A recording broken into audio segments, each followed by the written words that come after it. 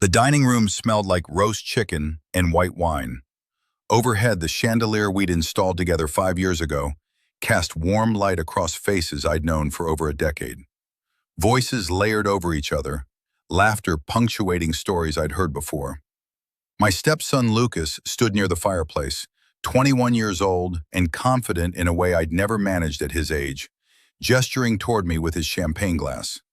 I was refilling the water pitcher when I caught the tail end of his sentence. "Oh, him? He's just the babysitter, really.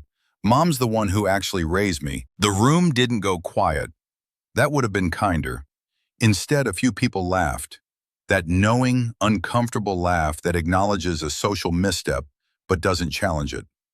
Someone near the dining table, one of Patricia's college friends, said something about how hard it must be to find good help these days. Another voice chimed in about nannies. I stood there with a platter of sliced brisket in my hands, the ceramic edges warm against my palms, my expression unchanged. I didn't correct him. I didn't argue. I didn't set the platter down hard or make a scene. My chest didn't tighten. It went numb. I set the platter down on the sideboard next to the salad bowl, excused myself to the kitchen with a phrase I'd used 1,000 times, just checking on dessert, and washed my hands with water that was too hot. The skin on my knuckles turned red. I dried them slowly, folded the towel, and looked out the window at the backyard where I'd built Lucas a treehouse when he was 9. What he didn't know was that 3 hours earlier, I'd received a phone call from an inheritance lawyer named Gerald Pritchard. What none of them knew, not Patricia, not Lucas, not the guests laughing in the next room, was that the life they'd built assumptions around was about to shift beneath them. My name is David Martin Holloway. I'm 52 years old. For 14 years, I worked in municipal operations for the city of Riverside. Nothing glamorous, mostly coordinating road maintenance schedules, managing contractor bids, and reconciling budget line items that kept the infrastructure running. The kind of job that keeps a city functioning, but never makes headlines. I drove the same routes every day, knew which streets flooded in heavy rain, could tell you which neighborhoods needed sidewalk repairs just by looking at incident reports. Steady work, reliable income, the kind of career people respect but never ask about at dinner parties. I married Patricia when I was 38. She had a son, Lucas, who was 7 at the time. Big brown eyes, quick to laugh, still young enough to hold your hand in parking lots. We were married for 14 years. The wedding was small, her family, a few of my colleagues, a reception at a restaurant downtown. Patricia's mother, Helen, gave a toast about second chances in blended families. On the surface, everything looked stable. Better than stable. I packed Lucas's lunches when Patricia had early meetings at the real estate office. Turkey sandwiches, apple slices, juice boxes. I drove him to soccer practice 3 evenings a week, sat in folding chairs on the sidelines with the other parents, cheered when he scored. I attended parent-teacher conferences, nodding along as Miss Ramirez explained his strengths in math and struggles with focus during reading time. When he was in 5th grade, we built a model of the solar system together. Painted styrofoam balls, wire coat hangers bent into orbital rings. He won 2nd place. Patricia took the photo. When Helen passed from a stroke, sudden and without warning, I was the one who organized the estate sale. I cataloged the furniture, coordinated with the auction house, handled the paperwork while Patricia sat in her childhood bedroom and cried. I thought that was what partnership looked like. I thought showing up meant something. But there were moments. Small erosions I noticed but didn't name. When we discussed family vacations, I'd suggest the mountains or a national park. Somewhere we could hike, disconnect, spend time together. Patricia would nod, say, "That sounds nice." Then 2 weeks later announced she'd booked a resort in Cancun because Lucas wanted to be near the beach. When I raised concerns about Lucas's grades slipping in 8th grade, or his habit of dismissing teachers with phrases like, "She doesn't know what she's talking about," Patricia would cut me off mid-sentence. "Let me handle the parenting, David. You're doing enough." At dinner parties, I'd start telling a story about work or something I'd read, and she'd interrupt to redirect the conversation toward her clients or Lucas's achievements. I let it go. I let a lot go. I told myself endurance was love. That showing up every day, year after year, was proof of commitment. I didn't see that somewhere along the way, my presence had been reduced to logistics. I was the person who made things run smoothly. I wasn't the person who mattered. The house we lived in had been purchased with Helen's money. Patricia reminded me of this occasionally, not cruelly, just as fact. Mom helped us with the down payment. I never corrected the us to you. I just kept making the monthly payments. Lucas turned 21 in March. We threw him a party at the house. Friends from college, extended family he hadn't seen in years, neighbors from down the street. Patricia hired a caterer, rented extra chairs, set up a folding table in the backyard for gifts. The weather cooperated. 70 degrees, clear sky. The kind of evening that makes you forget it's still technically winter. Patricia gave a toast around sunset. She stood on the back deck with a glass of Prosecco, tapping a fork against the rim until everyone quieted down. She talked about how proud she was of the man Lucas had become, how he'd gotten into a good university, landed an internship at a marketing firm, was already talking about grad school. She thanked her mother Helen, who'd passed 5 years earlier, for the strength and wisdom to raise him right, for teaching her what it meant to be a parent, for leaving behind a legacy that would help Lucas build his future. She didn't mention me, not once. I stood near the grill holding a pair of tongs, watching her smile and gesture. People clapped. Lucas hugged her. Someone shouted for a speech from the birthday boy. He laughed, declined, said he'd embarrass himself. Everyone laughed with him. Afterward, as people milled around the kitchen refilling drinks and picking at leftover cake, Lucas pulled me aside near the hallway. He had that rehearsed tone people use when they're delivering a conclusion they've already decided on. Voice steady, expression neutral, like he'd practiced this. Look, David, I know you've been around, and I appreciate everything you've done. Driving me places, helping with homework, all that. But legally, you're not really my family. You never adopted me. My mom's handling the paperwork for my trust fund from Grandma's estate, and we thought it'd be cleaner if you weren't involved. Less complicated, you know? No offense. I didn't react. I kept my hands at my sides, my voice level. Understood. He looked confused, like he'd expected resistance. He shifted his weight, glanced back toward the party. So, we're good? We're clear. He patted my shoulder, the way you'd reassure a subordinate who'd just been reassigned. Cool, thanks for being cool about this. He walked back toward the party. I heard him laughing about something 30 seconds later. I stood there in the hallway looking at the framed photos on the wall. Lucas at his high school graduation in his blue cap and gown. Patricia and Lucas on a ski trip to Tahoe, their faces flushed from cold and joy. A photo of the three of us at Disneyland when Lucas was 12, where I was cropped so far to the edge I was halfway out of frame. You could see my left shoulder and part of my face. That was it. That was the moment something inside me went quiet. Not broken, not shattered, just quiet. I didn't rent a hotel room or move out dramatically. I stayed in the house, slept in the guest room down the hall, and told Patricia I needed space to process work stress. Budget cuts, I said. Potential layoffs. She barely asked. Just nodded, said, that sounds hard, and went back to scrolling property listings. For 2 weeks, I operated with precision. The guest room became my operations center. I set up my laptop on the desk near the window that looked out onto the side yard, where we'd planted rosemary and lavender. I pulled bank statements going back to our wedding year, mortgage payment confirmations, utility bills with my name as co-account holder, insurance policies, vehicle registrations. I printed everything, organized it chronologically, filed it into a 3-ring binder with labeled dividers. Household, education, medical, vehicles, recreation. Receipts for Lucas's tuition deposits at the private high school Patricia insisted on. Soccer league fees, winter and spring seasons, 6 years. The down payment on his first car, a Honda Civic we'd bought when he turned 16. I'd written the check, my signature, my account. I worked quietly, methodically, No music, no television, just the sound of the printer and the soft click of the three-hole punch. I contacted an attorney named Roger Chen, someone I'd worked with years ago during a municipal contract dispute. His office was in a strip mall near the freeway, glass door with his name stenciled in gold lettering, fluorescent lights, a coffee machine that rattled when it brewed. The waiting room had 2 chairs and a fake ficus. I laid out the situation calmly across his desk.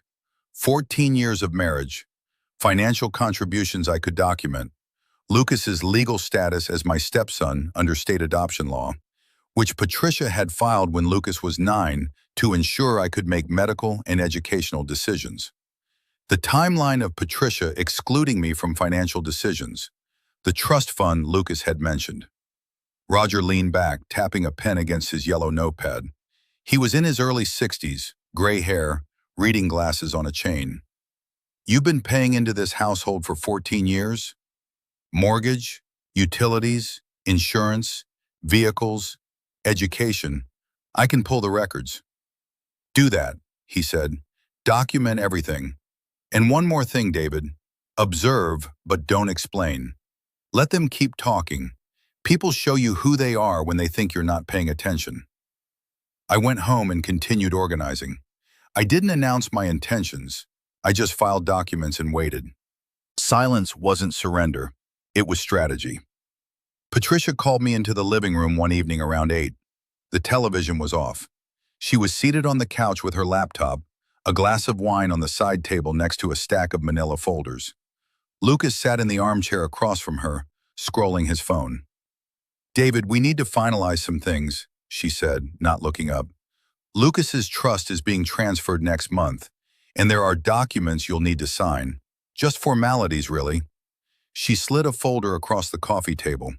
Inside were release forms, waivers, documents acknowledging I had no legal claim to assets derived from Helen's estate. I read each page slowly. The room was quiet except for Patricia's fingers on her keyboard and Lucas tapping his phone. This says I'm waiving claim to joint property accumulated during the marriage, I said. Patricia didn't look up. Right, because the house was purchased before you moved in. Technically, it's mine. The down payment was from your mother. The mortgage has been paid jointly for 13 years. She waved her hand dismissively. David, we're not doing this, just sign. I closed the folder slowly, placed it back on the table and stood up. I'll need to review this with someone first. Her expression shifted, the casual confidence drained. Review it with who? Legal counsel. Lucas looked up for the first time. Are you serious right now? I didn't answer. I walked to the guest room, closed the door, and called Roger. It was 8:47. They overplayed, I said. 3 days later, Roger sent a formal letter to Patricia's attorney, Kenneth Marsh. The letter outlined my financial contributions over 14 years, documented my legal standing as Lucas's step-parent following the adoption paperwork Patricia had filed, and requested a full audit of jointly held assets prior to trust distribution. The letter included timestamps, transaction records, witness statements from the mortgage company confirming continuous payment from my account. Patricia called me at work the following afternoon. I was in my truck, parked outside a construction site on Elm Street. Her voice was tight, controlled in a way that told me she was trying very hard not to scream. What the hell is this, David? Documentation. You're threatening us with a lawyer? I'm clarifying the record. You know how this makes us look? I didn't answer. She hung up. That night, I came home to find Lucas in the kitchen, pacing near the refrigerator, his face flushed. You're really going to lawyer up over money that was never yours? I set my keys on the counter. I'm ensuring accuracy. This is pathetic. You're not even my real dad. You never were. You were just there. I didn't flinch. I looked at him directly. I know. He stared, waiting for something more. I didn't give it to him. I poured water, drank it slowly, rinsed the glass, placed it in the dishwasher, and went to the guest room. The next week, I received a bank notification. 2:17 in the afternoon. Account activity alert. Transfer initiated from joint account ending in 4829.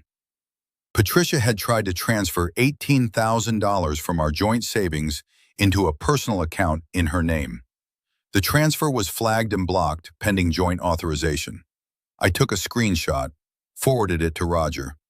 Continued my evening as planned. 2 days later, Patricia's attorney requested a mediation meeting.